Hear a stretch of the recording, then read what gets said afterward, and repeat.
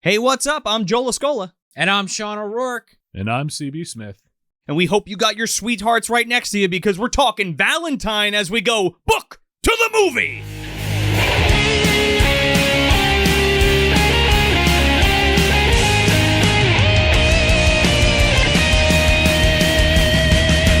CB Smith, what is going on, man? Here you are in the video dungeon. Look, we can touch you. You're here. How's it going? It's very strange. Hard to believe. Like, I was touching Joe on the face. Now we're touching each other. You're touching me. There's a whole lot of touching going down in the video dungeon. Hell of a lot of love. What do you say? It's a very touchy-feely vibe around here. Yeah. I'm a little sore. I had to dig myself out of the snowstorm that we just had. Yeah, we're recording this after the first blizzard of 2020. Pennsylvania got hit with what, maybe 3 inches? Four inches. How much did Jersey get by you there, Smith? I got about 16 inches, man. Nice. Got nailed. Is that bigger or smaller than the sheriff that you sucked off? The sheriff. We might get to the sheriff in this episode, actually. I think, honestly, at the end of the day, it was adult size, as we come to find out, or remind ourselves of, because obviously part of this show, Book to the Movie, is covering these old films, the book version of them that we've already gone through on the main show. And we have it set up where I have not actually seen the movie yet. So I have some questions for you, and you have some questions for me, and we're just going to discuss the differences here. Yeah, let's catch them up to speed. So if you're new to the channel, and you're new to Movie Dumpster, and you're new to Taking a Page, this is Book to the Movie, just like the title told you that it was. I thought it was a movie to the book. Anyway, no.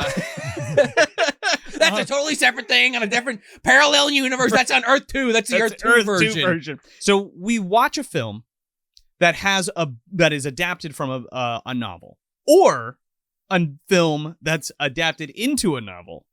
CB Smith here reads the novel, or the novel based on the movie, and then Sean and myself watch the movie, and CB reads the book, and then we talk about it. So here we are. And sometimes I do both, like we did with Bad Moon. Yeah. Yes. That was a regular episode. That's a mainline episode, so we kind of slip it in there for you. Get a little best of both worlds, right? Hey, it's Valentine's Day. We're slipping all kinds of things in all kinds of places. We also did it with that Orca episode. Go back 2 seasons. Talking about slipping things in and out of things. That circus peanut was flying right out of that Orca's vagina. And make sure that you go back and you listen to those other Book to the Movies that are audio only. Yes. Check them out. What do we got? Mortal Kombat Annihilation. Razorback. Lawnmower Man. And the Lawnmower Man. We know we had that phone call possibly going off on that mini-sode, guys. I was about to say Super Mario Bros., but no, I bought the novelization. We did not actually do an episode yet. Stay tuned. Yeah, that's one that's at the top of the list. We also have another one we've talked about many times on the show, but haven't pulled the trigger on yet. It's about a certain visitor. I think he's right up there. Yeah. That was a gift from Ren in the Shave. Yes. Jeff, I believe. Jeff. Hanging out in the Mahoning Drive-In bucket. The kind of a big rat. Him and Elmer over there. Yeah. If you Not Elmer, Elmer. Excuse me. Yeah. There is a book based on that, though. Yes, you're right, Smith. Mm-hmm. Factual. And Joe's been so kind as giving me a copy, and I've been so kind of leaving it on my shelf to collect dust. Hey, that's okay. Just like the movie, collecting dust, because that's anyway. Stop hating the things you're trying to yuck my yums. Is that what you're doing over there? Maybe a Son little of a bitch. CB, tell us a little bit about yourself and your channel. Right here on the good old tube of you. Okay. In front of cameras too. Oh shit. Okay. 4 cameras. Here we go. I run a YouTube channel where I talk about books and adaptations and the history behind them. Currently, I'm now working on a series of videos about Dracula. The first one out based off the Universal movie with Bela Lugosi is out now, and right now I'm working on an episode with the 92 version, Coppola's Dracula. And then I believe you have, you've teased this on your channel. We've talked about it maybe on Twitter in person a few times. You're leading up to something, I think, with this, right? Something Unbounded.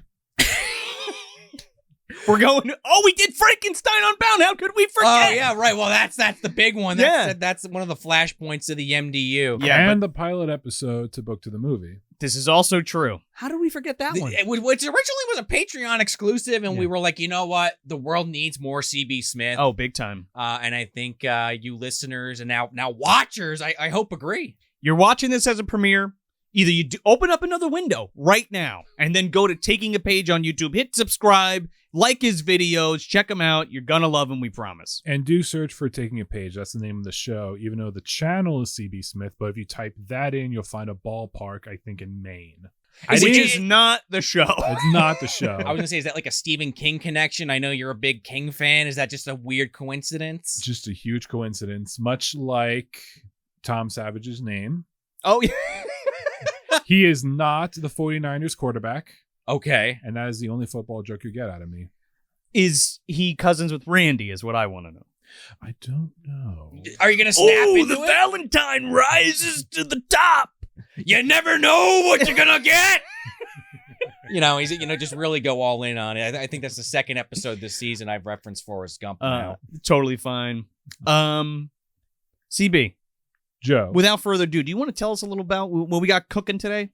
I wish Tom Savage was as interesting as the other ones we've talked about. He's not the creator of the Judge Judy TV show, like the author of Razorback. He's not like Brian Ellis, who's just incredibly insane writing Frankenstein Unbound. He's a gem, that guy. He is a gem. I've been buying a lot more of his books. See what he did? He put the bug in you. You got that Frankenstein Unbound, Dracula Unbound. I mean, you gotta go. Once you're in that rabbit hole, Smith, you just gotta keep digging. Like you were digging out that snow, you're digging deep into Aldous. Joe Buchanan is mind controlling CB Smith.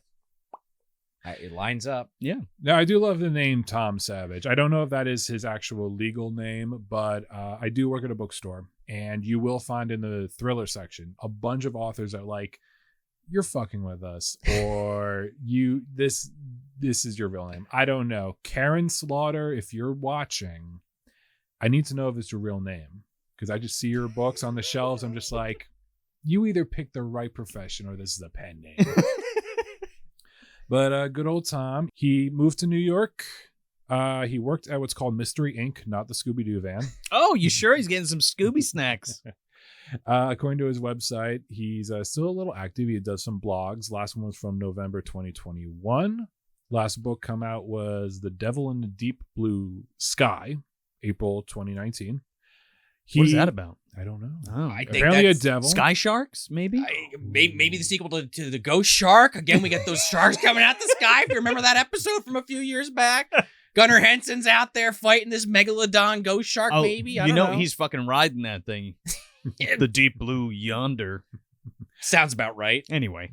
Anywho, so his website does mention the movie, and I don't know if you guys will like this. He does not care for the movie. Oh, well, excuse us, Tom Savage. He's not a Denise Richards fan. He's not a Jamie Blanks fan, apparently.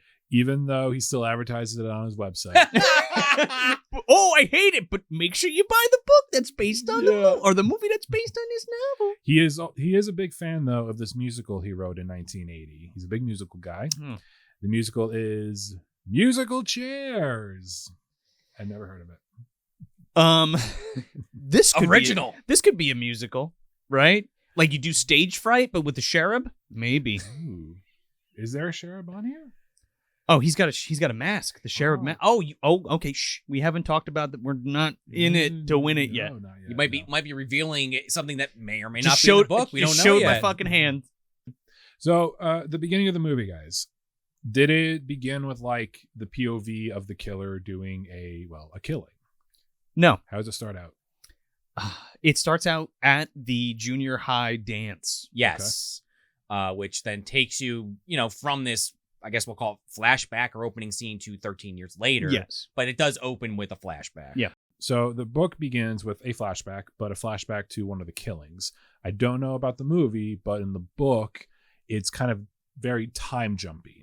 You go from one killing to another, then people's flashbacks of childhood, and then you find out like the big bad prank that got our killer motivated to do these killings. So it's very back and forth, a little confusing. The prologue here begins with our killer, we don't know his name, just staring out a window after he got done doing his murdering, but he got a little action beforehand. Oh, we got a little something, Yeah. right? And the way it's written, was like he's looking out and they mentioned the corpse and he's like, I feel so great after some lovemaking. And for a second, I'm like, Oh, he fucked that corpse, did didn't he fuck the corpse? That would be great if he did. I mean, that's pretty fucked up. It's super fucked up. Yeah. This is like some Kane from WWF and Katie Vick kind of thing. If you know what I'm talking about, I'm not going to explain it. One of the worst storylines in the history of wrestling. You're gonna get a little necromantic for you. There And you go. Triple H with a dead body. Look it up. Oh, I don't want to look it up. Well, I guess I did say not. Anyway, We come right out of the fucking gate with that flashback of what happened. yeah, I'll Just say right this Right out. without revealing too much because that'll ruin the show. But the movie's very linear. There's no Yes. jumping back and forth. You get this flashback, and then the rest is kind of off to the races. In the same timeline. Yeah. So what you're saying is they fixed the book. maybe. I guess so. Well, No- let's see. Well, no offense. to Don't Tom, let's but- not get ahead of ourselves here. So- Yeah. How old are the characters? in the They're movie? like in their 20s. Okay. Maybe Late early 20s? 30s at the most. Because Yeah. again, if you're thinking it's like I think middle school, junior high, They say 6th grade. so 13 so years. Yeah, probably mid 12, 20s. 12, maybe 11 or 12. Yeah, 6th grade. They look in the movie about the right age. Yeah. Okay. So in the book, they're all in their mid 30s. They're all adults. Our main character is Jillian Talbot. I don't know the main character's name in the movie. Did they change it? Well, there kind of is no main character. There is a main character, but it's not the character that should be the main character. Is it one of those switcheroos like in Psycho where you It- follow her and then It has more to do with the way that the characters are portrayed in the film because, like, even on the rewatch, I feel like Denise Richards' character feels like she should be the main character, but they just focus on somebody else once she exits the film. Well, the Dorothy character, in my opinion, should be the main character because that is the main connection True. to what happened in the movie, like the Or- flashback. Do we know any of these characters, like their professions or anything? Or Katherine Heigl's in the beginning. Okay. And Yes. her first kill, she's the first kill in the movie. Okay. But she's a med school student. So Okay. I'm gonna actually pull up just the names of these characters to see if they line up. Okay. Just to make this a little easier. So in Shoot. the movie, Denise Richards plays Paige Prescott. Not in the book. I'm gonna skip this character because it's a spoiler. Uh-oh.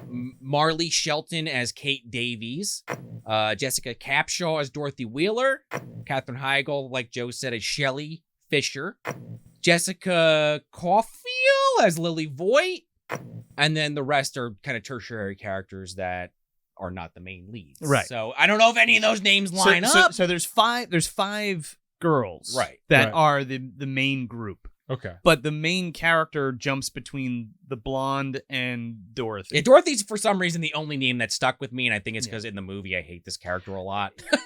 To be honest. Oh, there's plenty of characters that We'll hate in get the to book, it. Yeah. too. I let's hear it. Yeah. Well, how did she die?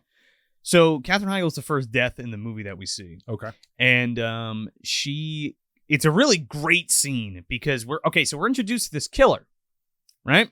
And he almost has like this giallo air about him. He has the long black trench coat, the black gloves, but he has a Cupid, like a cherub mask on that he wears. It's very simple, but it's super effective. She ends up getting chased by the killer, and she's, like I said, she's training to be a medical student, so she ends up in a morgue.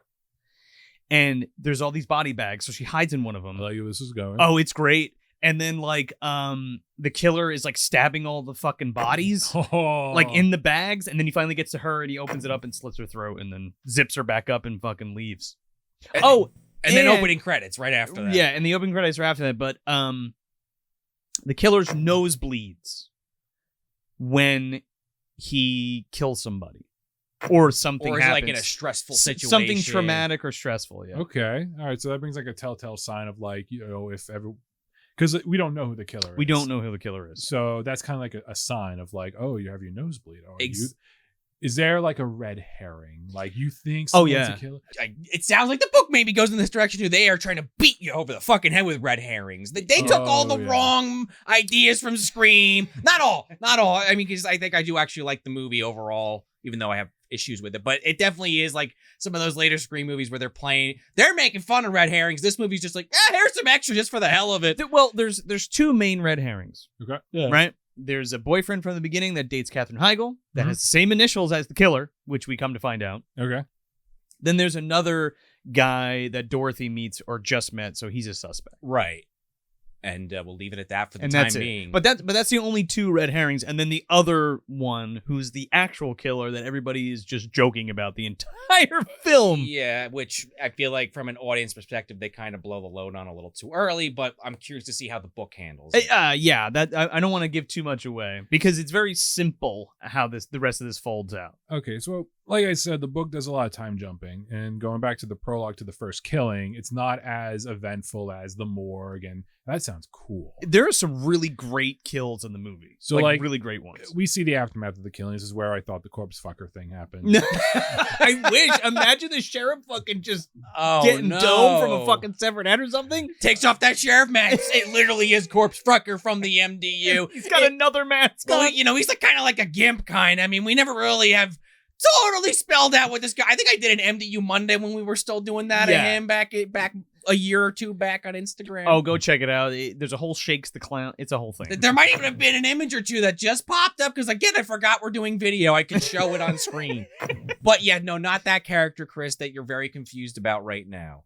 But okay, so where does this take us? So we have this corpse. We find out that he asphyxiated her with a pillow, and his last words to her were "Happy Valentine's Day." Okay. Well, she's still warm, so Well, speaking of warm, he lit the house on fire. Oh no! There is arson There is in the movie, Okay. but it's very throwaway kind of shit. Well, that's kind of like with this is that once that fire happened, that was it. It never gets mentioned again. Okay. So then we flash back about 2 or 3 years later. We have Jill Talbot. She is the main character of this book. And, well, you write what you know. So him being a mystery author, he writes a character who is a successful mystery author. Okay. All right. Sure. She's living in New York. We find her getting kind of annoyed by a bunch of fans wanting to get her autograph. Ugh, don't you just hate that? I hate being popular. Make sure you like and subscribe to us and like this video and of course CB. Patreon.com/movie dumpster. Patreon.com/taking a page. There you go. You know what? No, don't subscribe to me out of spite, okay?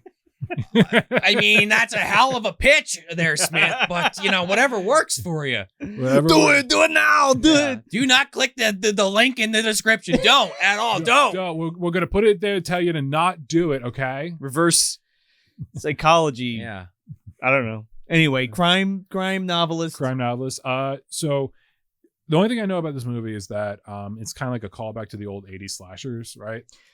Yeah. Tries to be for sure. Yeah, it's definitely one of the better 2000s slashers for sure. Okay, because like there's a scene in the beginning of the book that very much has like that trope of like your character's walking and like you see behind is someone you think is following, and then like you're thinking like, oh no, is it being stalked? Only for them to like turn the other way and go up to like another building or something. Gotcha.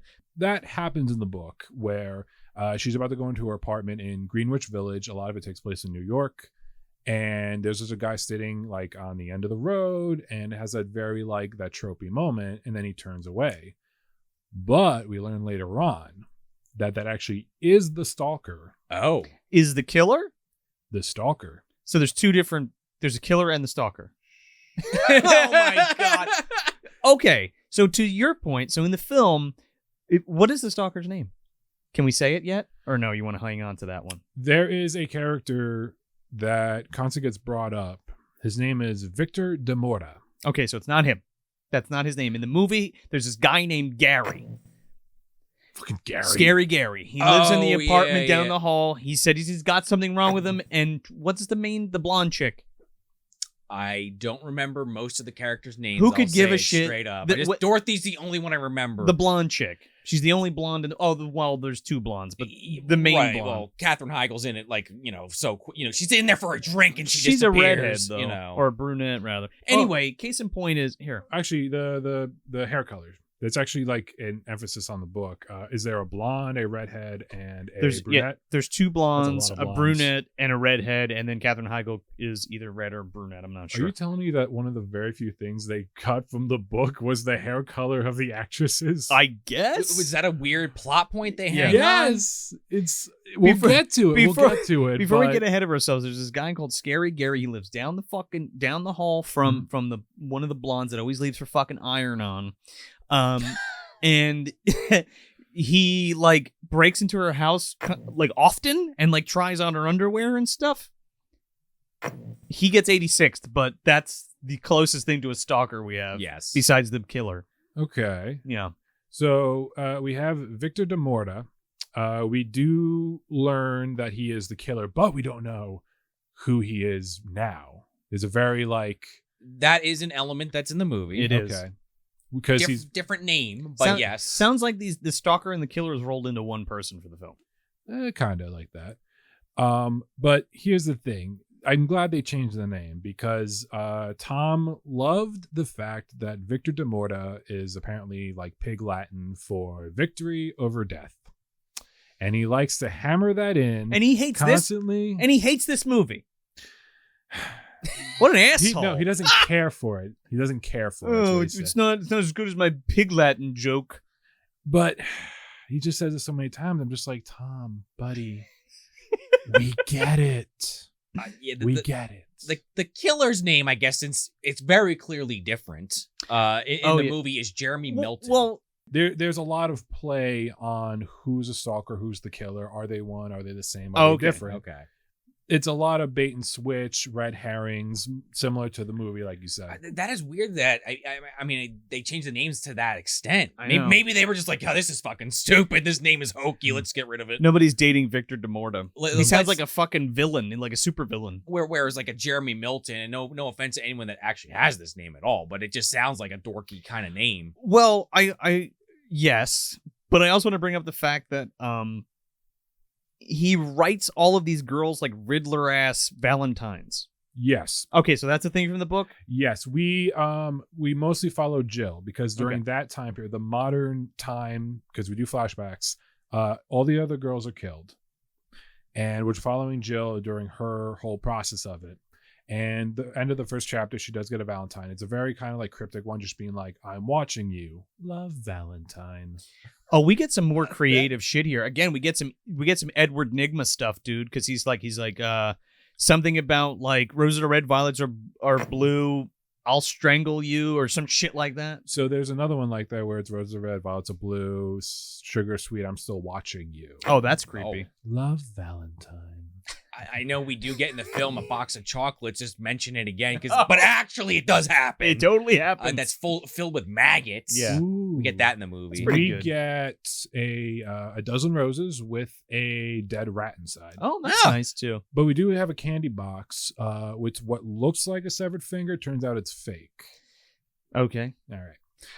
So the killer's name in the movie is Jeremy Melton. Okay. Does that have All right. anything to? Because like Sean said, does that have anything to do with anybody in this book? I think that's No. that Victor character. No. I mean, like, does anybody have the name Jeremy Melton? No. It seems like every single name was changed. Okay.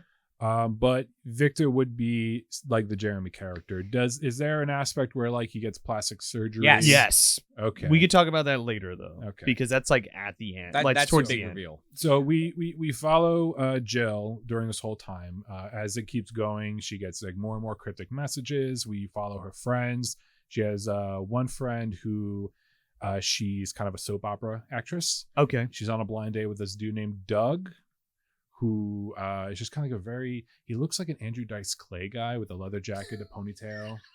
Okay. Joe Pesci from Tales Well, from like- the Crypt.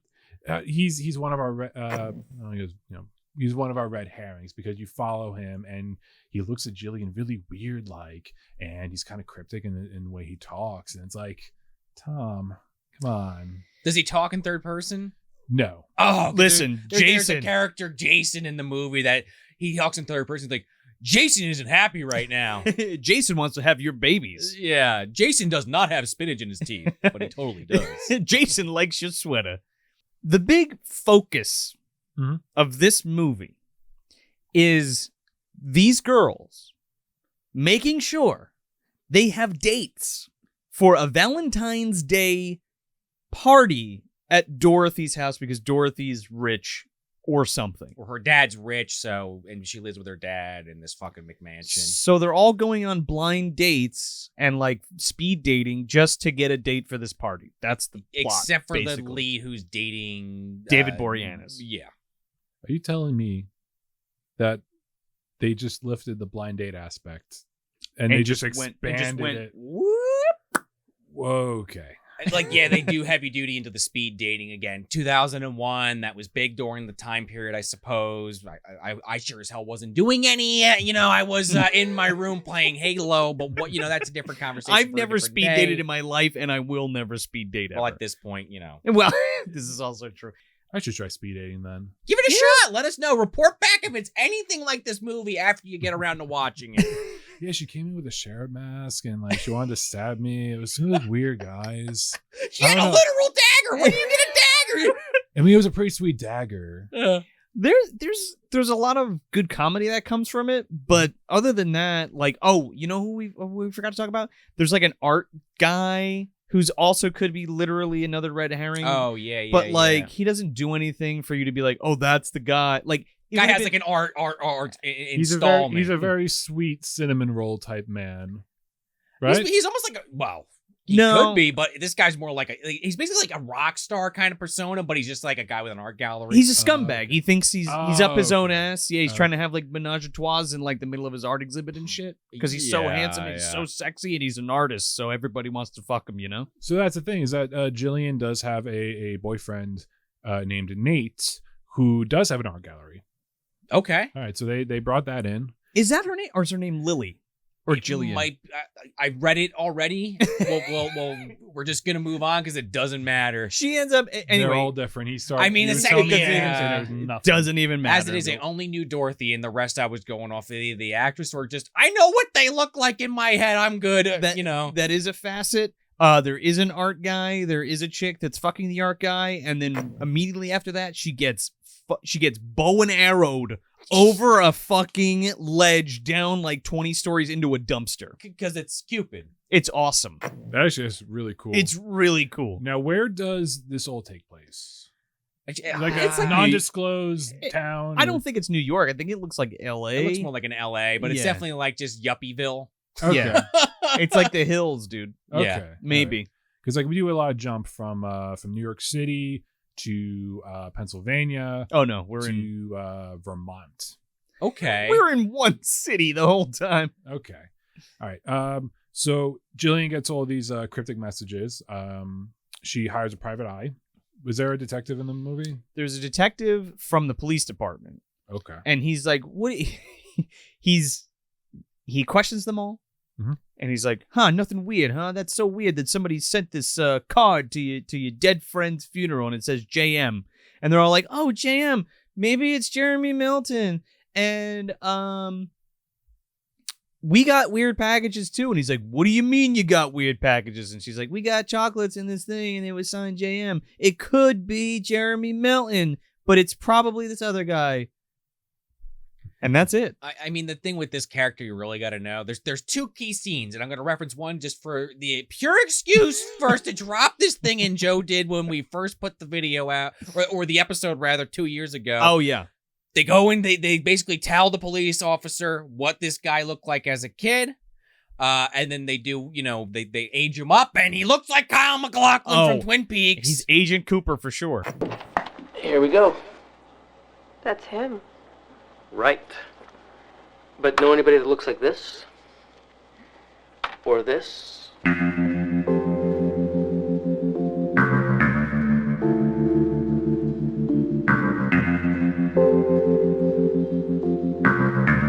gonna let you in on a little secret. Every day, once a day, give yourself a present.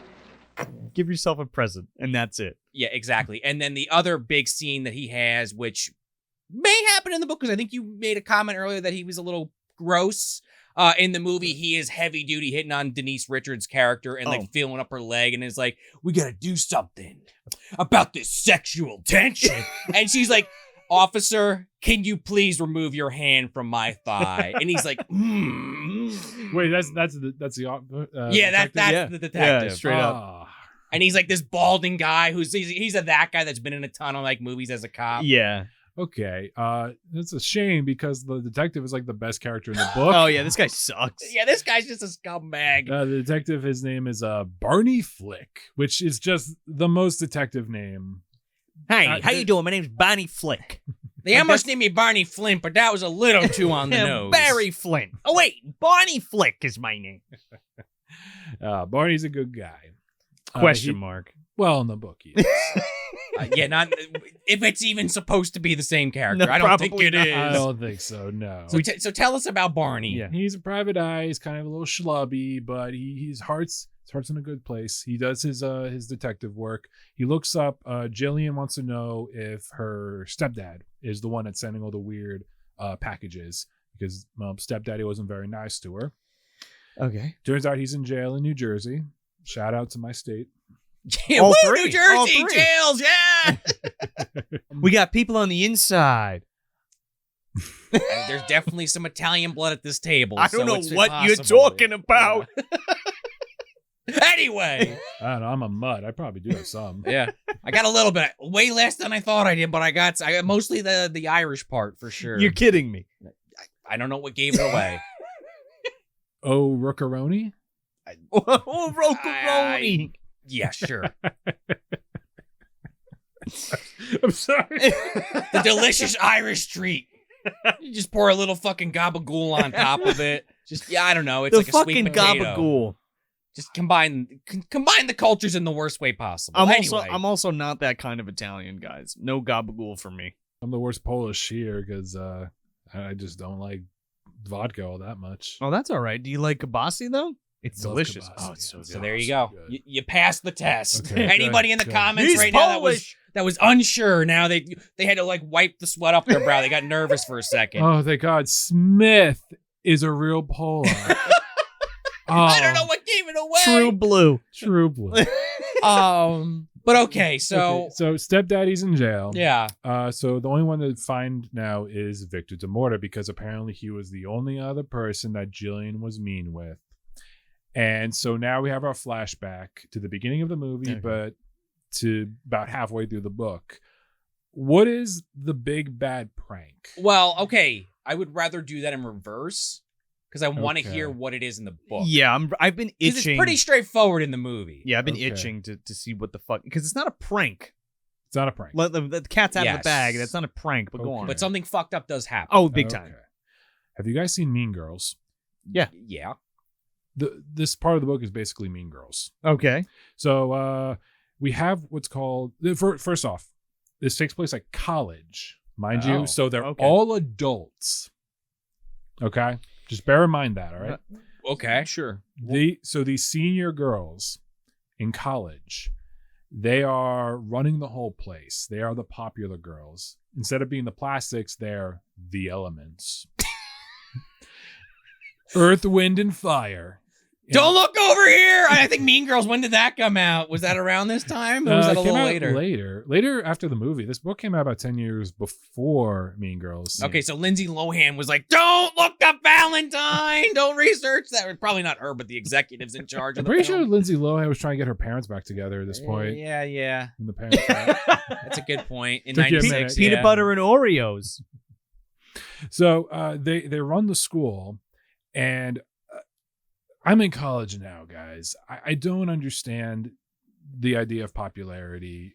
But then again, my college experience is a lot different than a lot of other people. I just go in and go out from class. I don't get involved. Is it a frat house? No, So what are they doing? I don't know. But What are they apparently- running? I don't know. But Jillian's a freshman at this point, and the way that Tom describes the whole scenario is that, like, yeah, these girls, they run the school, they're the popular groups, everyone wants to be them or be with them.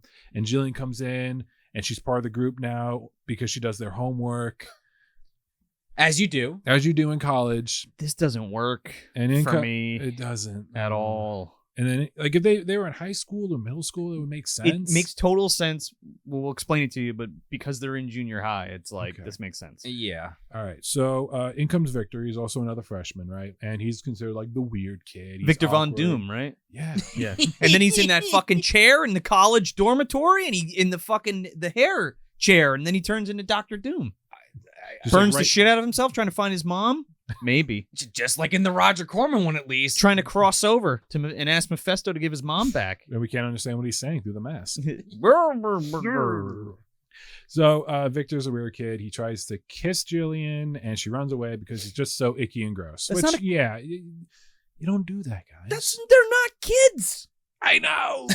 He's a grown ass man. All of them are. It's called sexual assault. Yeah. Smith, that's what that's called. I know. But so they devise a plan. They're gonna trick him, right? They're gonna get back at him. They're or gonna get whatever. back at He him. tried to kiss me. We're gonna fuck with him so They're gonna bad. fuck with him so bad. So their idea was to give Victor a Valentine's Day card, and they're like, "Oh, one of the I'm gonna say plastics. One of the elements really likes you, Victor," and Jillian gives him the card. And so Victor goes to the room of, I believe her name's Sharon, one of them. And she's laying on the bed, whatever, and she makes him strip out and clothes. And so the big prank was another important aspect. Sarah Vaughan is an artist. There's a song called My Funny Valentine. Yeah. And My Funny Valentine. That's probably not how it goes. Anyway, I've heard it. It's a lot slower. Mhm. It's a lot more like melancholy. Yeah. So the big prank is that Victor strips himself down, and then the two other elements come out of the closet with a camcorder and laugh at him and start singing this song. Okay. And then that's it. Is Victor hung? Has he got a big wanger?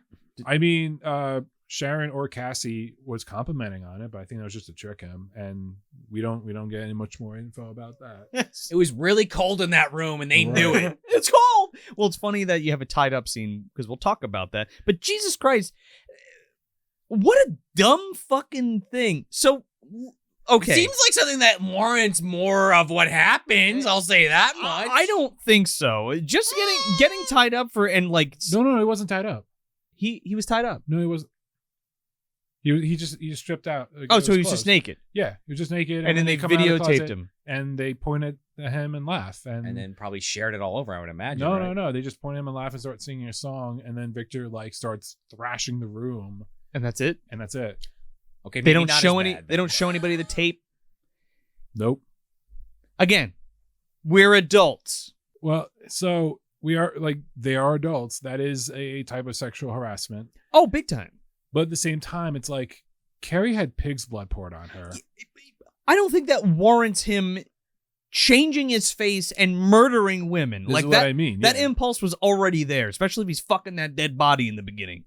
Well, yeah, they do mention like dad beat him up, mom was church going. So And- he's got problems. Yes. Okay, And that we makes do, sense. We do follow him later on in the book, his entire supervillain origin story, and it is a supervillain origin story. It's really awkward. All right. So before we do that, let's tell you what happens at Okay, this dance yeah. real quick, because this is the only origin you get, and then everything else is just hearsay thrown.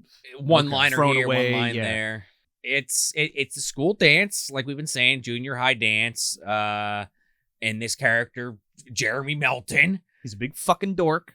Yeah. He's got the glasses. He's got the fucking alfalfa cowlick. He's got big buck teeth. Suspenders and everything Yeah. you might as well What? have on. Why are you making me flashback to my childhood? Have you seen my fucking grade school Oh. picture? Same deal. I have. Yeah.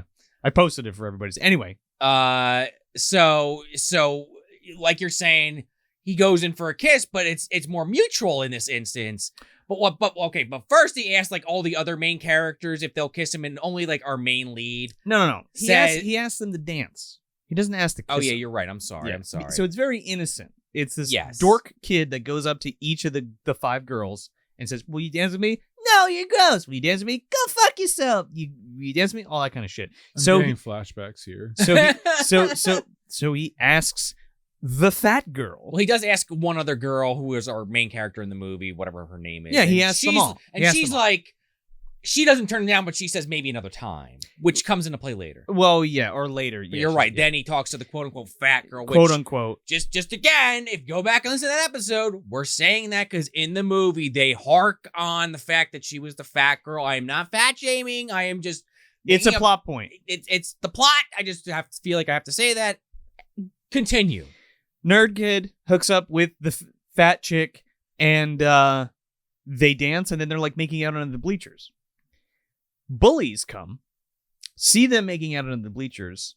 Fat girl says, "Get off me!" And he goes, "Oh, he's attacking me." The bullies dump punch on him, pull him out from underneath the bleachers, strip him into his underwear, and beat the shit out of him in the middle of the dance floor. Yeah, while everybody else While watches. everybody else watches and laughs, and the teachers are joining in. They're fucking throwing a couple kicks. Mr. Cooper's fucking smacking him in the head. That Randy Savage guy's coming out of left field, dropping that elbow. Jeremy Milton. Why are you giving me flashbacks? Oh my god. And then the kicker, he gets sent to like, military school because this girl says that he essentially Julie. tried to Yeah. sexually abuse him. Yeah. Or her, rather. Yeah. And it's all made up a lie.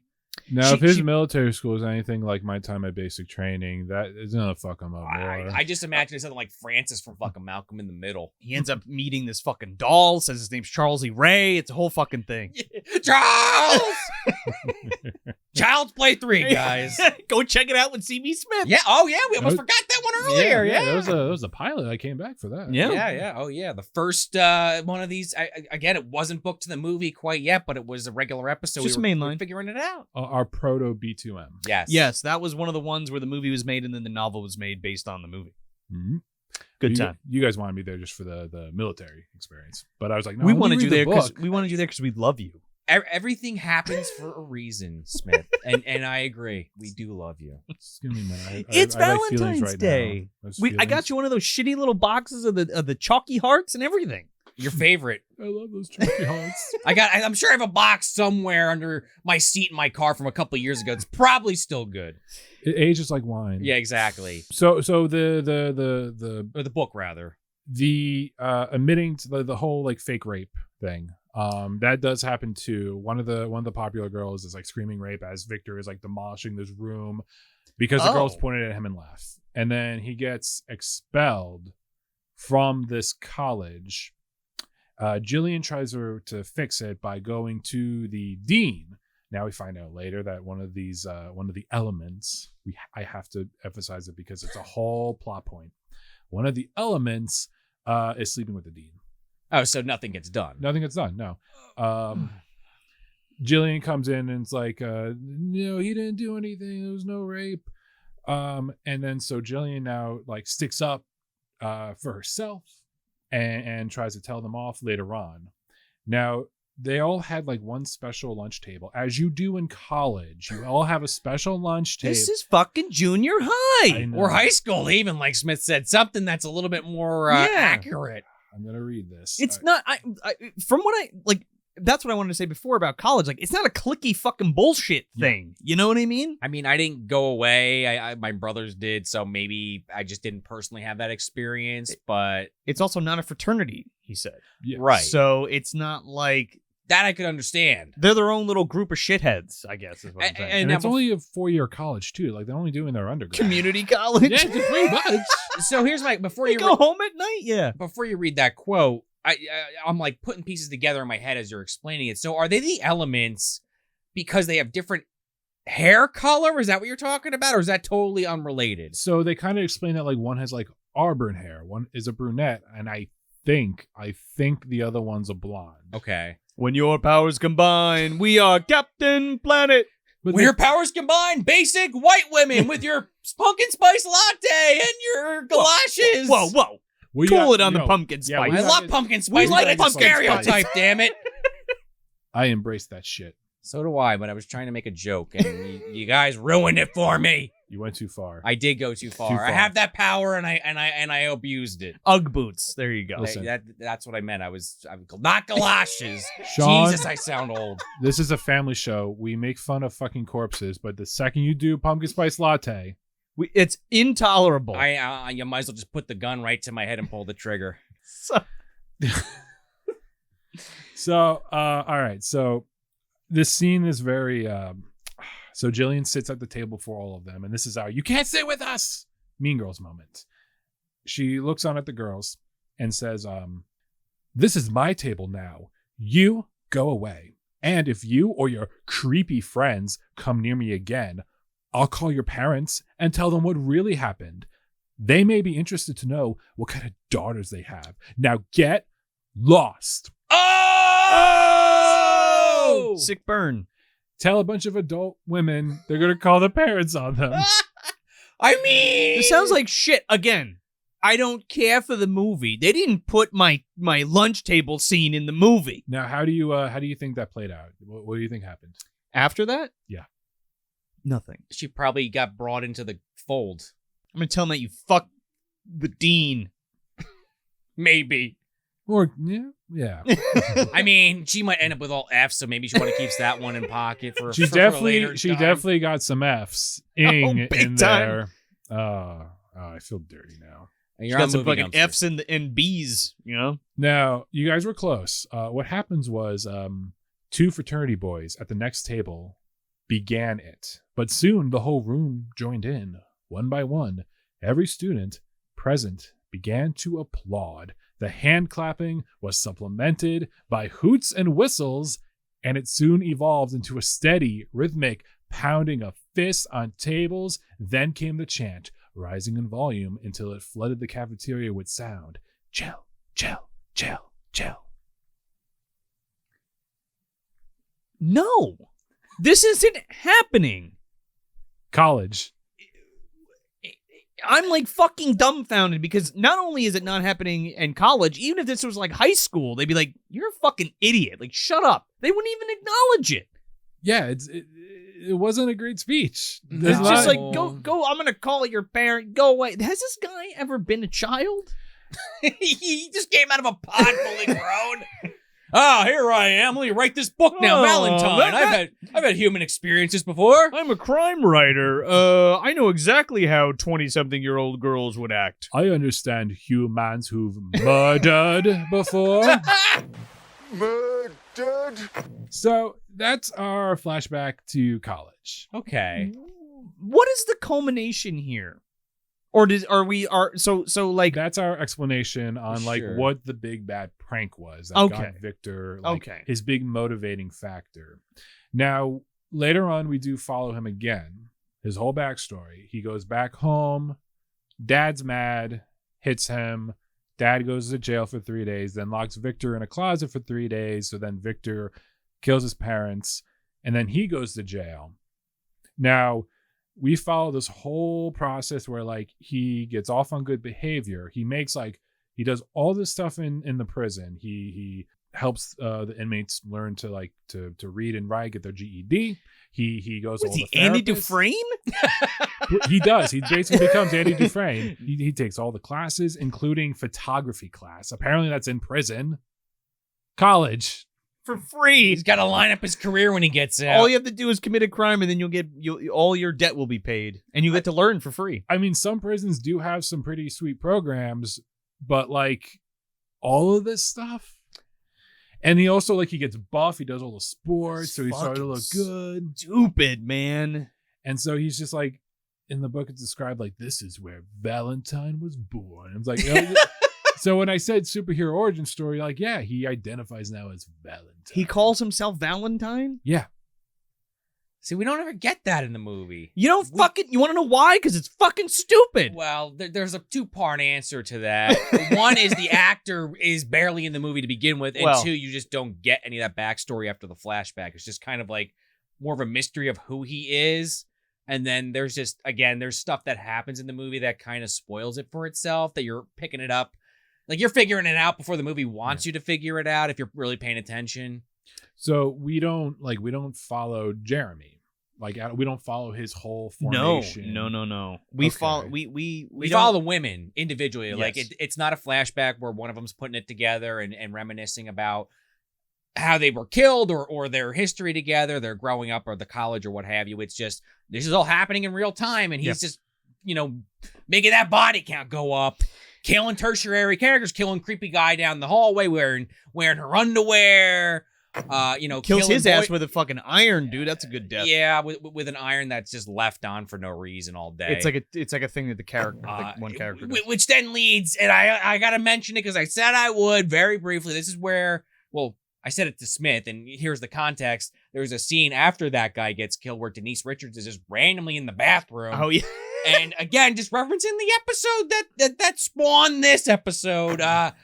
If you've heard episodes in the past and you didn't hear the Valentine one, you're wondering why the hell is Denise Richards being talked about in such a cruel way? She has that diarrhea dump, that Taco Bell dump. I don't know what she ate.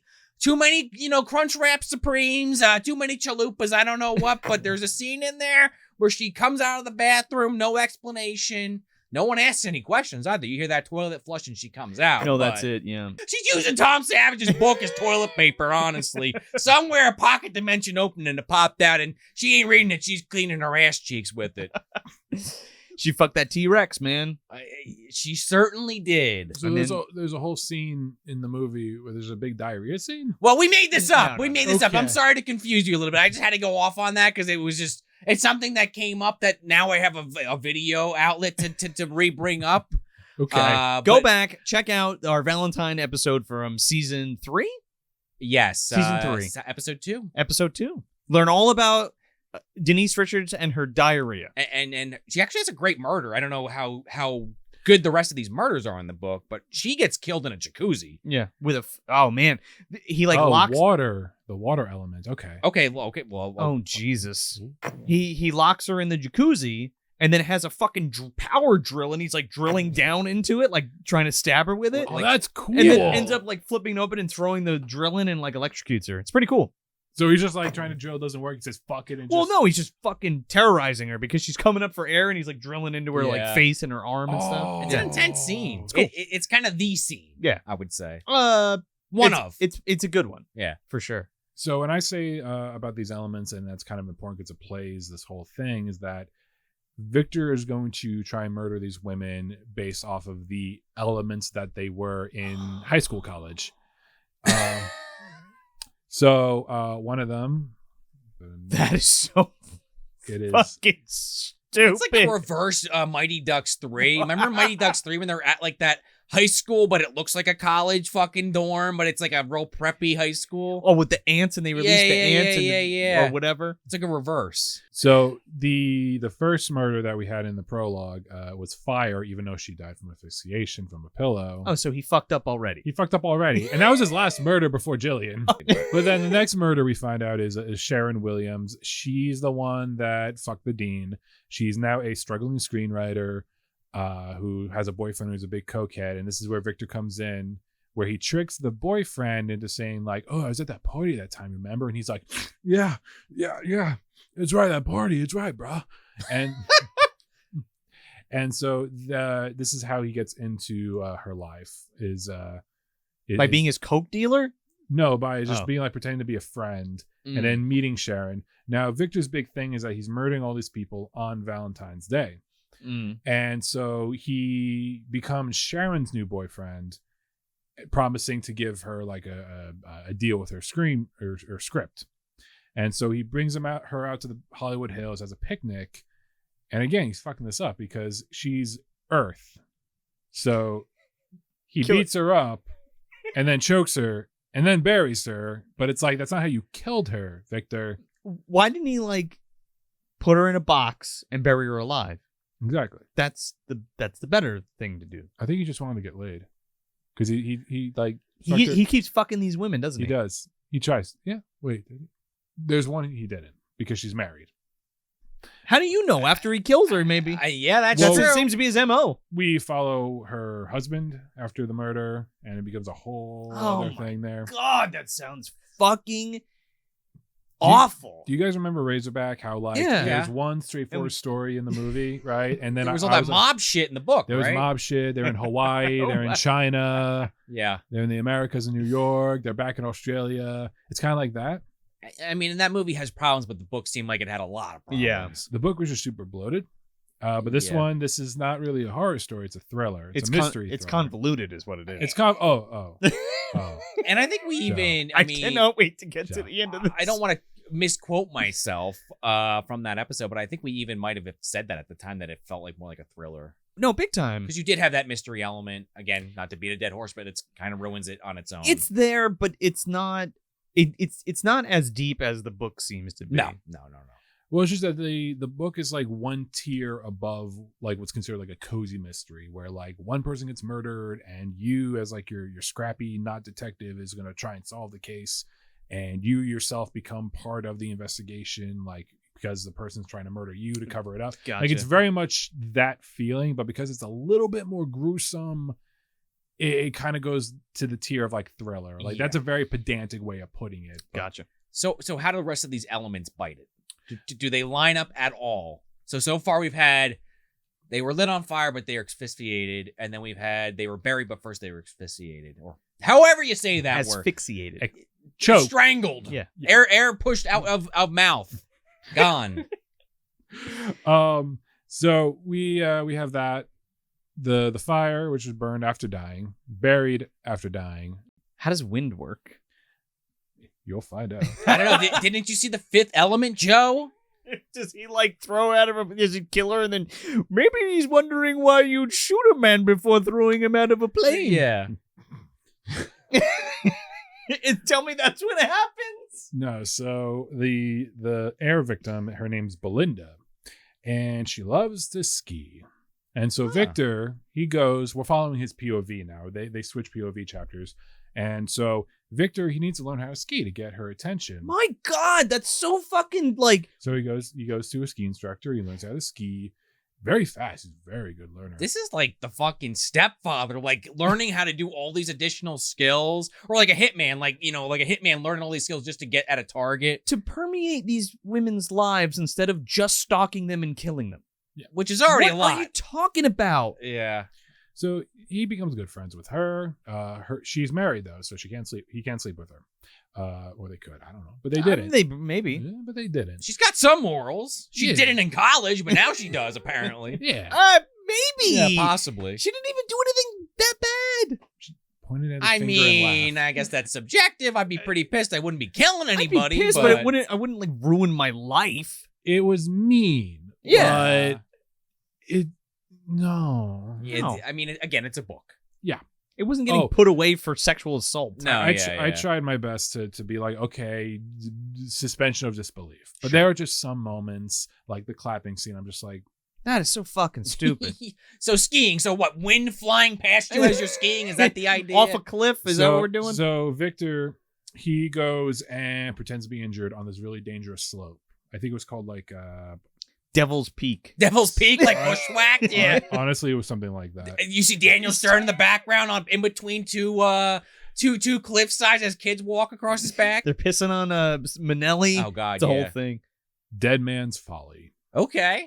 I mean, it's a fine name. Yeah. It's you go skiing. Where do you want to go? Dead Man's Folly. Yeah. Duh. Yeah. Right I want next to to the, shred some powder, dude. yeah, right next to the giant skull. The skull of the giant that's out there next to the fucking Death Valley or whatever. What giant? I don't know. It just sounds like something out of like The Dungeons and Mythosaur Dragons. skull that's out Maybe. there? Yeah, exactly. Have you been drinking the vodka out of the skull glass again? Again, we don't know what's actually in here. Is it water? Is it vodka? Is it? It's definitely Is it blue milk? Is it blue milk? I don't know. It's definitely an element for sure. It is an element. It's Drink true. the element which brings life. Okay, so wind. So okay, Belinda, she stops by and is like, "Oh no, you're injured," and he fakes being injured and starts beating her up. And Oh my With God. this fucking guy. He's like throwing hands at her. right, he does use a knife later on, so it's like, what you could have used that. So he beats her up, and then he says, "Who's the character from Princess Bride?" I'm probably gonna get Inigo Montoya? So Victor starts having like this monologue, and it's I'm Victor de Morta. Happy Valentine's Day. And so You ruined my Valentine. Yeah, So you must die. You ruined my Valentine's Day. I killed my Pretend own that- father. He Happy did. Valentine's. He did kill his own dad. So he does that. He says like, I'm Victor de Morta. Happy Valentine's Day. And Belinda's like, who? That must have fucking pissed him off so bad. It was the best laugh I had in a while. Because in the movie, they all know who it is. Like, they got to think about it for a second, but they're like, oh, yeah, that nerd that was embarrassed in front of the whole school. Oh, my God. So that happened, and obviously he's angry, beats her up some more, and while she's still alive, throws her off a cliff. So, all right, Victor, you got one. You got one. Does it's he- air. Does he grade her as she's falling? No. 10 points. Like, yeah. Puts up the scorecard. Yeah. He does it and just starts skiing back down, pretends like nothing happened, and they find her body, and he's like, oh no, what happened? My dear friend, happy Yeah. Valentine. Oh no. My funny Valentine. TM. I don't know why that sounded like that. Anyway, So are there any more elements that get 86'd? Or Was that or all is of that them? the last one that dies? So we have You we had had Earth, Fire, and Wind. Water. Yep. Oh, we didn't do water yet. Yes, Jillian is water. Okay. Okay. But there are other murders. Jillian has a therapist, Dr. Philbin. This is where my suspension of disbelief starts to go a little off, because like Victor calls her up pretending to be someone who needs to see someone, right? Dr. Philbin is a private practice therapist, and she ain't asking for insurance. That's a little weird. Yeah, I know it's not necessarily the easiest thing to do to just get a therapist either. There's some steps involved. You just pick up a phone and say, yes, please. It's 1996. Tom Savage is obviously living in like 1953 writing this book, so who knows? It feels like that sometimes. I remember when I was a child. I have no idea about new kids. I came out fully grown in a suit covered in gook. Isn't that what everybody comes out like? Have you ever seen The Matrix? Kind of like that. Yeah, just a wee bit. Oh,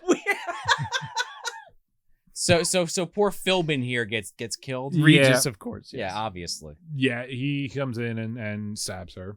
It's our first stabbing. Then he finds out that our private eye, Barney Flick. Barney Yeah. Flick. Yes, Barney. He gets a little too good at investigating. Right.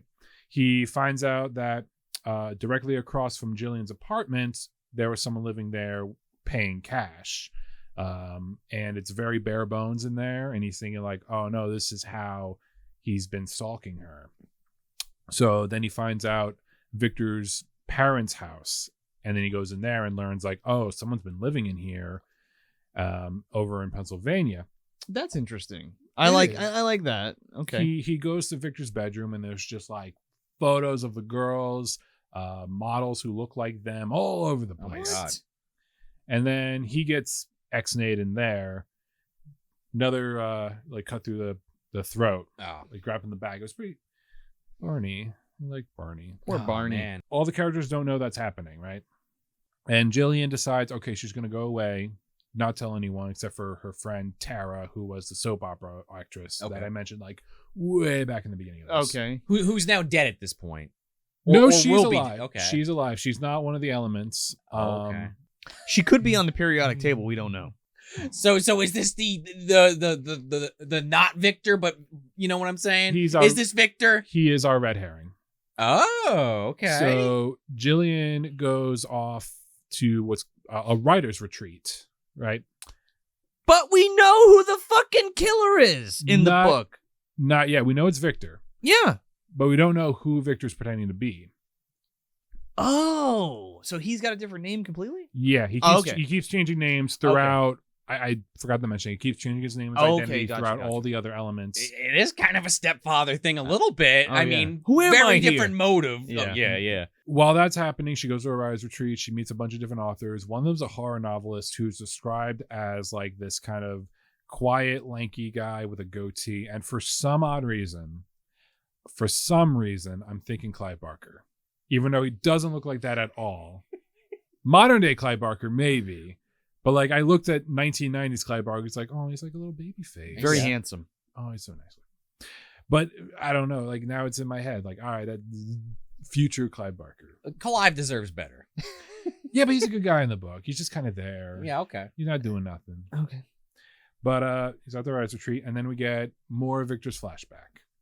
We find out he has money inherited to him because, as you know, when you murder someone and you miss out on bail, that money's still available to you, as we all know. It went from Big loophole in the legal system. Yeah, there. I don't think that insurance money from his parents is going to him at all. it was something with his grandma, and then it was like $90,000, and then being gone in jail for 14 years, the interest rate must have been goddamn incredible. What did he open up a fucking IRA or something? This isn't Fry from Futurama going to check his account after 2,000 years and it's like, oh shit, there's a lot in there. So I would be fine if he just wrote like, oh, he had a lot of money inherited to him, he took it out of the bank. All right, cool. We don't know exactly how much. Fine. But like they mentioned, like, all right, it is $180,000. So for the next like 4 or 5 years, this guy rents out a hotel room for like 2 years, hires a bunch of prostitutes to teach him how to have sex. What? What are you talking about? This is my favorite line I can say without even having to read my notes. This is where he, quote, loses his virginity with a vengeance. Thank you, Mr. Savage, for this amazing writing. I don't even have anything to fucking say. He hires a bunch of prostitutes to teach him how to please a woman. Why? Because he wants to be the ultimate Chad. Is this like a Dexter fucking kind of situation where he has no emotion? He has to just kind of figure it out by doing. Yeah. I think what was going for it is like he's so determined to romance these women that hurt him that is all he's thinking about. Like that's the end goal everywhere, because we learned that like he's learning all of these skills. He's meeting a bunch of people. He's helping people in prison to get his GEDs. Like there's no like emotion. All he's focusing on is these women and killing them. And I just want to like, at some point, someone would have like given him feelings or something. Tom Savage has got some weird fantasy shit going on here, It's man. like some serial killer Batman, basically. Going down this like line of steps to become like the ultimate killing machine just for these 5 women that wronged him. The ultimate fucking machine, dude. Well, that too. Yeah. Well, I can just picture Christian Bale from the fucking American Psycho kind of thing. You know, he's all part of the process, no enjoyment out of it, but it's happening. It's just part of being a Wall Street scumbag. Well, yeah. Yeah. Or a Valentine, apparently. Oh, yeah. So after he lost his virginity with a vengeance, he, learns how to make love, not just sex. Of course, obviously. I'm just quoting the book here. I gather. And he starts moving to the different areas these women live in. He goes to California. He rents out like a Mercedes or something. And again, $180,000. It doesn't get you a lot, honestly. Especially after like 4 years. Yeah. It's 96. It's not fucking 36. 76. Yeah, Tom seems like he's stretching this money out a little bit. I was just like, if you didn't have to name the money, you didn't have to say the amount. You could have just been like a bunch of money. I would have been fine. But now I'm constantly thinking like he rented out an apartment in Greenwich Village. No way. You're sitting there with like a pen and paper, like trying to add up the expenses. Like, is he going to write this off on his taxes? It's like more than he actually has in got there. like a calculator here trying to figure this shit out. Bringing all the receipts to his fucking tax guy. Got like one of those Charlie Day fucking like things in the background from like Always Sunny, like trying to connect the dots. Pepe Sylvia, because he's a moron, doesn't understand. It says Pennsylvania. It's like one of those things. But he does all this stuff, right? Yeah. And we follow back to Jill, back to the Rise Retreat. She meets a new mysterious stranger who is the most handsome man she ever met, that she almost forgets about her boyfriend, Nate. Almost. The art guy. The art guy, yes, who is Jillian is the only one that knows. She's pregnant with Nate's baby. Are we really going to introduce... How late in the book are we introducing this shit? Well, the pregnancy was earlier off. I just forgot to mention it. Okay. But isn't really come back. Because as she goes to the Rise Retreat, morning sickness just miraculously stops, guys. And it's mentioned in the book, yep, no more morning sickness. Now, I don't know, like your wives are not pregnant as far as I know. No. My roommate was when I was living with her and her boyfriend. Morning sickness just keeps going. Throughout the entirety. It don't stop because you're at a writer's retreat. Well, I'm trying to have a good time. So you know what I think happened? She did the old Tim and Eric move, had both their knees up on her, up to her stomach, and just pushed hard. And again, much like that orca, that circus peanut, penis, maybe not a penis, circus peanut, whatever, the fetus, ping pong balled out of the old hole and hit the wall and like with a splat, and then she was no more morning sickness, no more problem. Gave you the old fucking the Nerf popper, yeah. I mean, honestly, maybe someone was hungry. They caught it midair. I don't know. Maybe like a chicken nugget, something like that. Why are you giving me flashbacks to my child? If you were It's alive. if you were in a suckling situation, I'm sorry to hear that. But I'm just trying to come up with solutions to these problems that the book is creating, Mr. Savage. So at this writing retreat, she meets this mysterious stranger who always keeps talking very cryptic, being like, "Oh, I'm just here to finish my work." And Okay. they have a Valentine's Day dance. So we do have our Valentine's Day party finally. How old are these people now? In their 30s. They're in their 30s. And it's a writer's retreat. You're supposed to go there and just like cut everything off and just focus on your writing. Right. Why are we having a fucking Valentine's Day dance at a writing retreat? Why are we acknowledging the holiday at a writer's retreat? It's an excuse to get drunk. Why was college like high school? Joe? It's just so stupid. I'm sorry, I can't suspend the disbelief. Tom Savage is like, well, that's just what my college experience was like. When I went to writing retreat, we had a Valentine's Day dance. Didn't you ever see American Pie? Remember the band camp? It's like band camp for American Pie. With her writers in their 30s, though. Yeah. Yeah. I just imagine that's what he sounds like. I'm Savage, trust me. It's in my name. I'm totally savage. I know how to have sex with women and make love with women. And I didn't have to get a bunch of prostitutes like Valentine did in my book. This isn't a self-story. This isn't a biography. Yeah. Maybe it is. I highly doubt Mr. Tom Savage is. We might have gotten a lot of people to check this out, but Mr. Savage, I guess let us know in the comments if I'm make a liar out of me, please. CB's reading the book, so you don't have to. Yeah. So, Jill, she dances with this mysterious stranger. I think he calls himself. No, not Doug. It don't matter. It don't mysterious. Willie stranger. fucking Bubba. I don't. Yeah. Willie Bubba. She goes hang out with Willie Bubba, and they have a very nice time dancing and everything. And he takes her to her cabin because this writer's retreat is in a campsite. Okay. And she gets a surprise in the cabin. Nate, her boyfriend. Oh, Surprise! She didn't tell him that she was leaving here because he had a big art show, a big art gallery. He's pretty successful as an artist, right? And we got a couple chapters of him just like doing his painting stuff and whatever. So we have a good idea about Nate. And as they're in the cabin, she's like all surprised, like, "Yay, my boyfriend's here!" And then My Funny Valentine by Sarah Vaughan is playing. And then Nate comes out with a box of chocolates.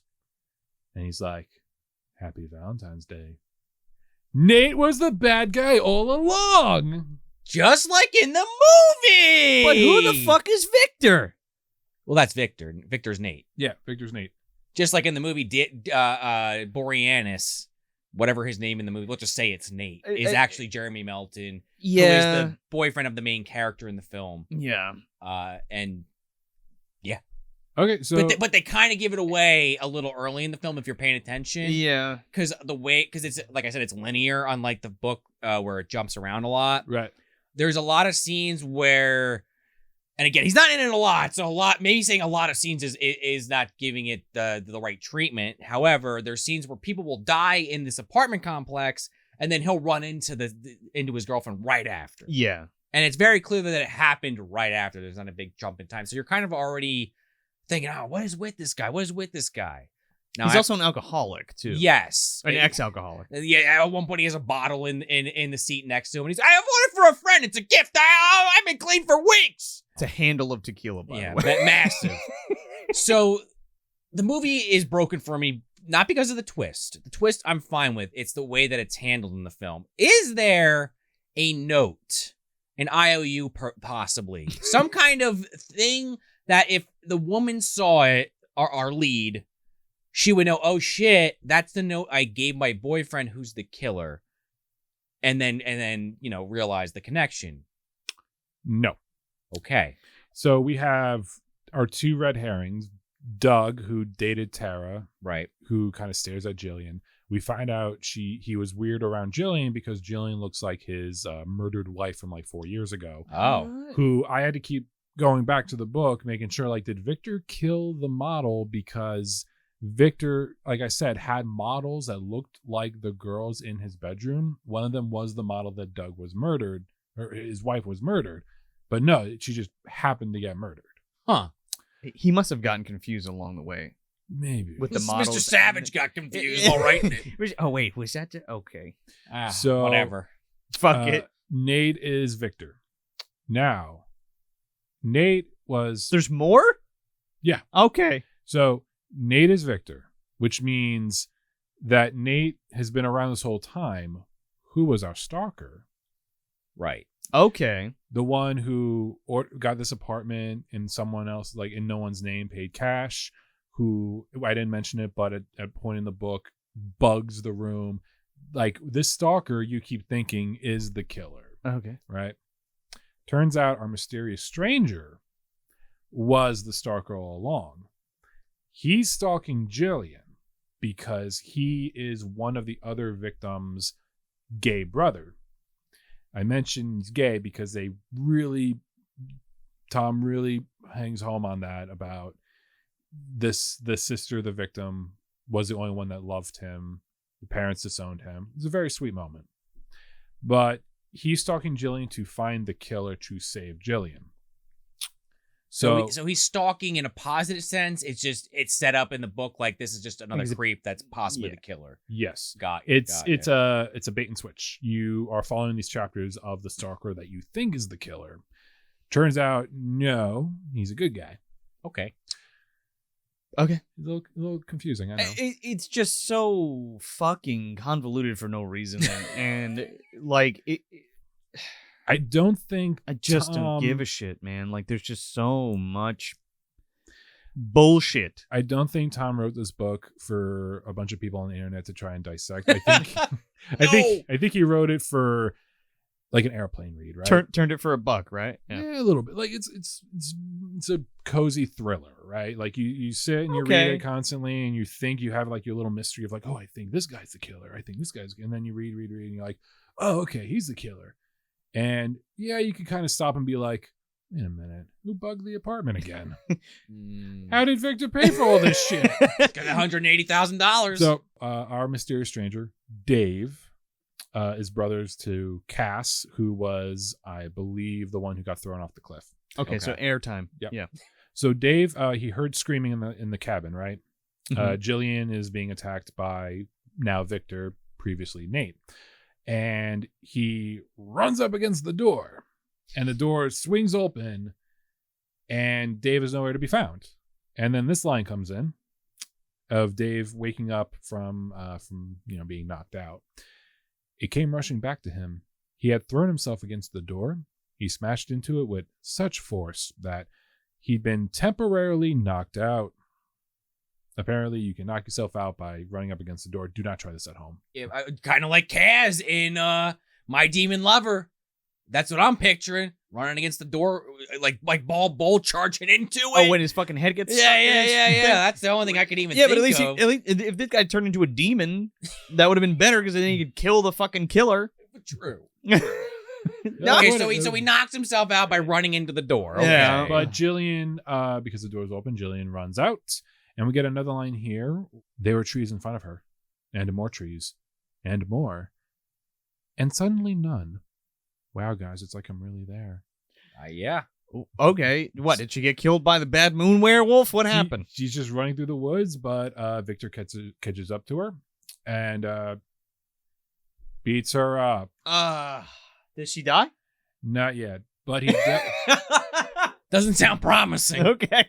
Tom Savage, he likes to describe events happening using the word "and" when I'm pretty sure he meant to say "then," because like you do this, then you do this, and then you do this. That's a good sentence structure instead of I did this and this and this. It makes it sound like that all happened at once. Right. Okay. So Jillian, she's about to be thrown over the dock, but then comes Dave. He has a handgun. He was going to shoot the killer. Who the fuck's Dave? Dave's the brother. Oh, the brother. The okay, brother, I'm sorry. yeah, I'm sorry. yeah. He comes out of being knocked out, Oh, okay. running up against the door. and shoots Victor in the head at like a really good distance on a dock. Victor is going to drown Jillian because of water. This is Tom describing Jillian drowning. She struggled briefly, attempting to remove the heavy weight, but her mouth was full of water, and she was swallowing it, and there was nothing to breathe. Only water and more water, and still more water. And she was a little girl standing in the living room doorway, watching her parents dance. And I see what you mean. And she was laughing. And everything was very bright. And then it was dark. And the cold was going away now. Going away, going away, going away. And she was floating. Floating. Floating. That is one sentence. That sounds like a thought, not a sentence. And Tom Savage is trying to get this book done and trying to get to the editor. and how many shit. words do I need on this? Another 50. Get a bunch of ands in there in the last chapter. That's the last page? No. Oh. But there are other instances of that in the book, but that was the one that it broke me. So I guess, though, Victor did kill all the elements. Jillian survives. Oh, she does survive. Okay. Yes. One of the other authors finds out the commotion going on, heard the gunshots, runs out, dives to get Jillian. And so what happened in the book was Tom was about to throw her over the dock, just like overboard the dock, but his limp body tumbled into her. So they should be, like right next to the dock, but it's described in the book that our hero who saved Jill had to swim back 20 feet back to the dock. Was it I don't know if you guys know exactly how far 20 feet is. Pretty fucking far. Yeah, but is the current taking them? It's a lake. Yeah, but isn't there is some kind of motion, no? I imagine there has to be, but Tom doesn't mention it. But why even fucking bother being like, and then they swam 20 feet back to the dock. And he took out $100,000 from his fucking account. 180. Oh, excuse me. Yeah. It doubled, remember? Over 5 years of hookers and drugs and hotel rooms. And flights around the world, apparently, and skiing lessons. And painting lessons, too. Oh. Painting lessons. Can't forget that. Oh, what the fuck are you doing? He's Nate, and he was a really good painter. He had an art gallery in New York. A successful art gallery. You want to know how the movie ends? So much better. By the way, my vitriol's from the fact that this book is just overbloated with stuff, and this is very streamlined, compact, nice, tight, exciting, fun, satisfying. Right. Minus the thing I was complaining about earlier. Okay, so the IOU. We'll get this all out real quick. Did we talk about this on the fucking episode? We did, so I'm going to keep it brief. Okay. You did mention a note, yes. So basically, there is a note that, or again, I forget the name of the main character, but she gives David Boreanaz. And it's an IOU for TLC. Yes. For Valentine's Day, for some tender living care. It's like a cute thing. Okay. So at the end of the movie, when this party goes to shit and everyone's getting killed, she tries to call him and can't find him, or the detective. So she goes outside, finds the detective dead like in the koi pond, and the fucking IOU that she gave her boyfriend is floating in the water. There's next to his head, severed head. Exactly. There's no reason why it should be there at all, other than if he was there and he's either dead or he left it there. Well, he also was at the party, though, the entire time. But she doesn't know that yet. Yes, she does. They're at the party the whole Okay, time. right. Yeah. So she goes inside. He kind of comes towards her. They have this weird moment where for a minute she thinks it's him and kind of like knees him in the balls and gets away from him. But then, come to find out, he puts the mask on Dorothy, who is the fat girl who got him in trouble in the first place, and pushes her towards his girlfriend. They fall down the stairs, and then David Boreanaz shoots her, making it look like, oh, I saved you from the Cupid killer. And then you see the final shot, them embrace, while I'm screaming at my TV. He has a nosebleed and it lands on her face and she doesn't react. Cut the credits. Yeah, so he's the killer. Okay. And But- we just assume that he kills her. Right, and no, he's with her and like wants to be with her, but kills all the other ones because she was the only one that was nice to him. right. Okay. You But can- he's also been fucking her for like the past few years. Right. So he's having a good relationship, a healthy relationship, but no, he has to go and murder a bunch of Well, He's got to go get revenge on the people that put him away. Right, because he does get plastic surgery, it's implied, when he was younger. It's so throwaway. It's like, hey, maybe he could have had plastic surgery. I mean, maybe he's not the guy. Maybe he's this guy or whatever's. And it's just like, okay. And then they're like, oh, yeah, his parents burned up in fire. But I guess my That's bigger point of I mean, we're talking about it regardless, but is that in the book, it sounds like once she finds out it's her boyfriend is the killer, all bets are off. In the movie, she has like an inkling and then just is like, never mind, it was Dorothy. Okay, yeah, forget all that. And when it's like, no, it's staring you in the face. What are you doing? Yeah, but in the book, it's very much like, yeah. hello, I'm the killer. Here's the chocolates. And in this one, it's like, it wasn't me. I'm telling you, it was somebody else. I was, whatever's. Oh, right. Which again, if you start thinking logistically, where they try to do a sequel, are the cops going to come in and immediately just say, no, he's the killer. He's lying. It was a good fake out. Yeah, the IOU great, but still fucking kills me. And again, it takes the movie down a star for me, but I still like it. It could plausibly be there, though.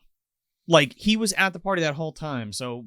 I think it's a little fishy. I get what you're saying. Yeah. No, totally, because she's like, oh, it was you, because that's why she thinks it's him, is because of the IOU. But she, yes. She totally buys it. They end embracing with the bloody nose. The nosebleed. Cut the credits. We don't find out what happens from there. Okay. You don't need to. We don't need fucking Valentine 2.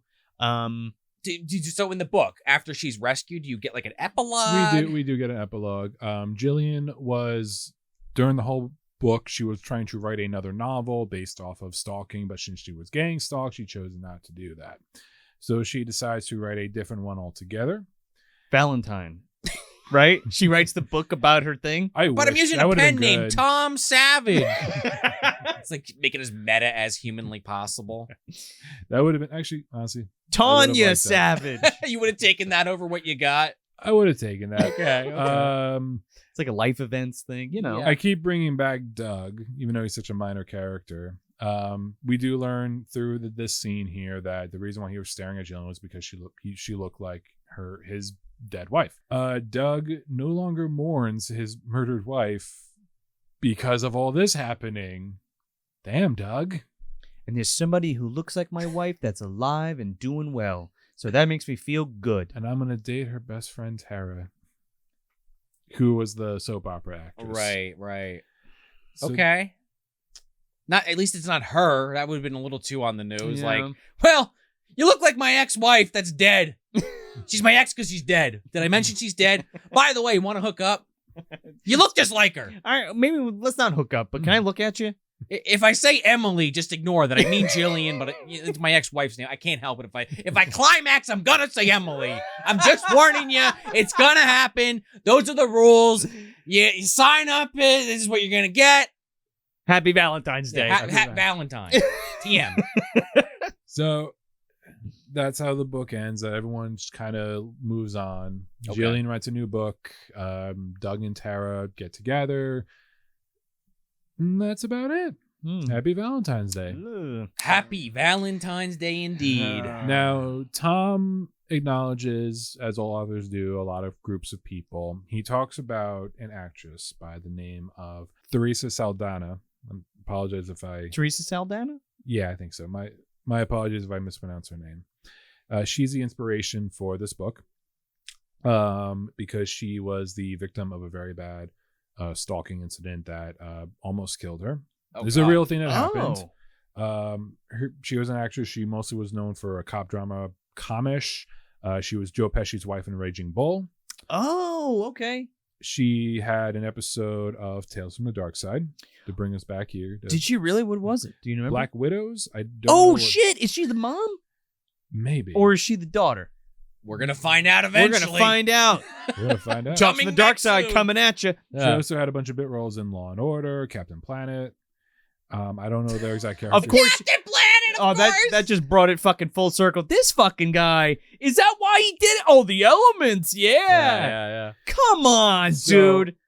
He acknowledges her and her work that she does. There was an organization that's not there anymore. Victims for Victims. They were pushing anti-stalker laws. What I find so interesting though is that Tom, his stalker in the book is the good guy.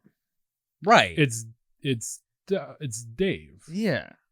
So it kind of feels weird. That Defeats the purpose. it kind of does. And there's a scene where Jillian's trying to think of new topics to write her new novel. And she mentions like vaguely Amityville. But then she also mentions the Central Park 5. Oh, man. Not to go into details, those boys were found innocent. But Jillian in the book is imagining like, what if they didn't get arrested? What if they were stalking the jogger that they attacked? And what if they're like criminal masterminds? And I'm like, no, don't do it. Oh, man. Thankfully, they didn't do it. Just, Yeah. oof. That's what Tom did. Tom was like, oh, what if she was stalked, but it was a good guy? And then there was another guy who they saw his penis and they taped it.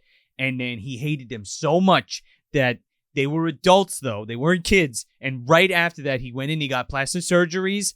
And then he he learns how to fuck real good, earns his GED from Andy Dufresne, and then learns how to ski real good and paint real good. And then he kills them from their aliases, like Earth, Wind, and Fire. But instead of doing that, right, he just kills them regularly and then attributes one of those elements to them somehow. Pretty much. Sounds good to me. Way to go, Tom. Print it. Knocked it out of the fucking park, baby. Now, I do think that if you read your usual cozy mysteries, you will find a lot of consistencies and a lot of questions. I do think the book is fine if you don't overthink it. You read it on through during like a plane ride or something like that. I think that's the best element in reading the book. The movie sounds like a blast. I think it was a good idea to streamline it. Getting rid of the element of the elements. I do like that the book had like this little mystery going on. You read through it, you're like, oh, I think this guy's the bad guy, and you're gonna think in your head like, all right, so he did this, and this. I think that's the best aspect to read the book. The movie sounds like a blast, and it is that time of year. I think I'll sit back and relax and enjoy my first viewing of Valentine. I think you're gonna have a really good time with it. It's nothing like the book. Well, you say so. Yeah. What?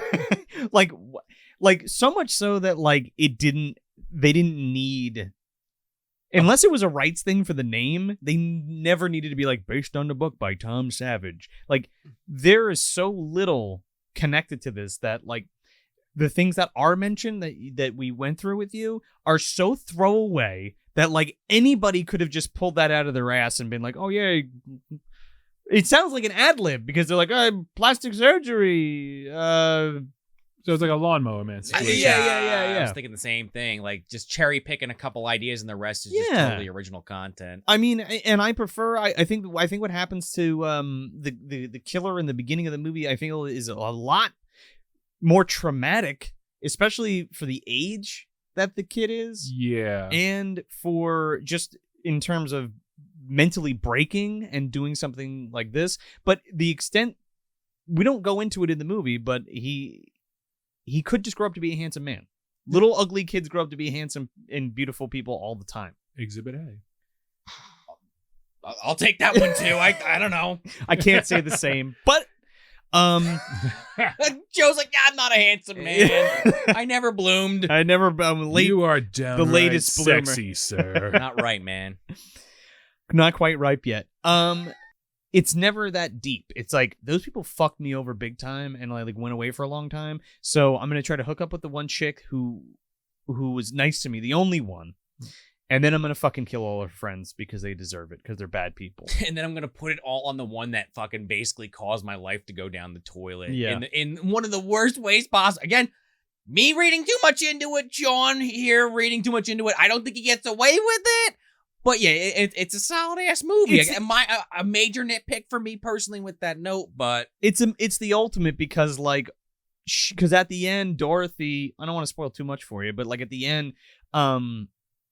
Dorothy has like a breakdown and she's like, you were always the cute one and you're the fun one and you're the smart one and you're the sexy one and I'm the fat one. So I never got a date, even though I'm fucking totally hot right now Yeah. and could just go right out and get a date. And she's also wealthy too, which is a plot point. And the party takes place at her her dad's house. mansion. She's just a spoiled little rich kid, basically. I mean, Anyway. there was one of those in the one of the elements was like that too, where like mom, dad paid for everything, but like it wasn't worth mentioning through the plot synopsis. Oh no, totally. But case in point is it's a good way to the movie. It's a good way to flip flop in terms of like, oh well, if it's not, what's the motive? I guess is what I'm saying. And so it was just jealousy driving her, but she wasn't really the killer. But that's what the main blonde chick is led to believe from David Boreanaz. I like that, like you said, it was streamlining. Yeah. So I like that idea of like you just kind of consolidate it all together and make like one setting, one killer. No, like you said, there were some red herrings, but it wasn't to the extent of like you're literally following someone you don't name doing a lot of weird, sketchy shit, and you're supposed to think that it's the killer. Sure. Only to go off and be like, oh no, that guy is actually the good guy. The person that is basically just like the sweet art kid, he's the killer. But it's like, you're a successful artist who you did all this stuff and you're mad at them because they pointed at you and laughed. Yeah, and you're gonna risk all of that for something so stupid? Yeah. It's not like he was put away for. I mean, he did it. I mean, he killed his parents or He whatever. did, yeah. But like, he was put away as an innocent person in this. You know what I mean? And I understand the book and how that could need to jump to different perspectives and views and people and all that kind of stuff because it's a book, right? I think it would have been really good as a short story. Yeah. Like the idea of like, you cut every couple pages to a different Valentine's Day year. Oh, I kind of like that. And Valentine's. Yeah. Plural.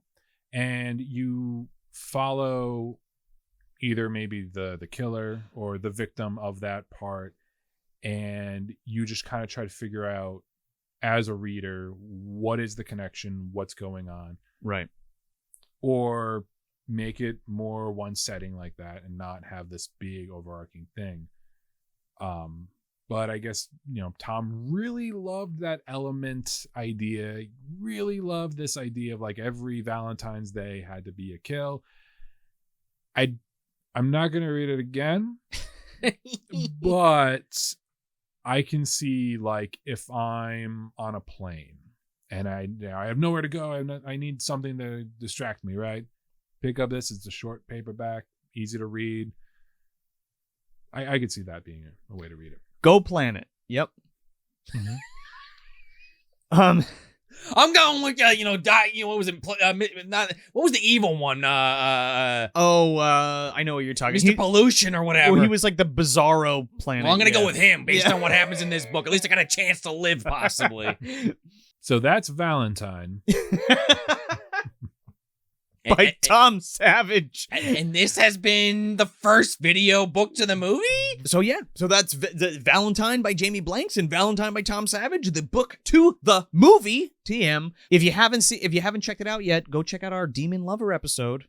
That's the other 2-part Valentine's Day excursion we got going on. And if you're on Patreon, make sure you go check out that My Bloody Valentine 3D commentary track from last year that we did. If you haven't already, that's a little extra bonus for you. That's on there. For $5 and $10 tiers. $5 and $10 tiers, yeah. We also have a mini-sode that may or may not be out by now on Scream.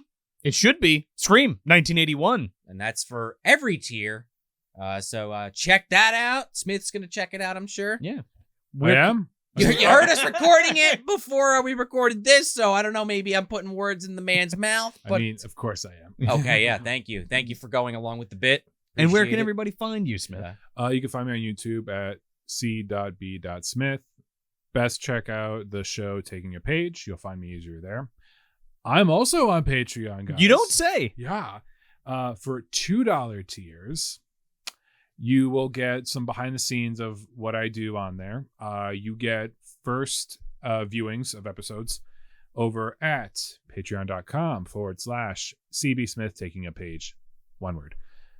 And that's all I got. I'm getting good at this self-publishing game, It's pretty guys. cool. There you go, man. Yeah. Gotta keep promoting each other. That's how Yeah. you do this thing.